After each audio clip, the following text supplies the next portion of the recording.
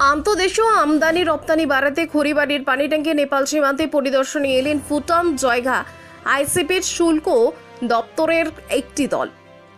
এদিন দুপুরে পানি ট্যাঙ্কি শুল্ক দপ্তরের ভবনে নানান বিষয় নিয়ে আলোচনা করেন ভুটান শুল্ক দপ্তরের ও পানি ট্যাঙ্কি শুল্ক দপ্তরের আধিকারিকেরা।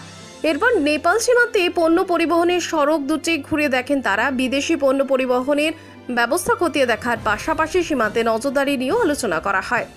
যদিও এ বিষয়ে কোনো রকম মন্তব্য করতে চাননি শুল্ক দপ্তরের আধিকারিকেরা।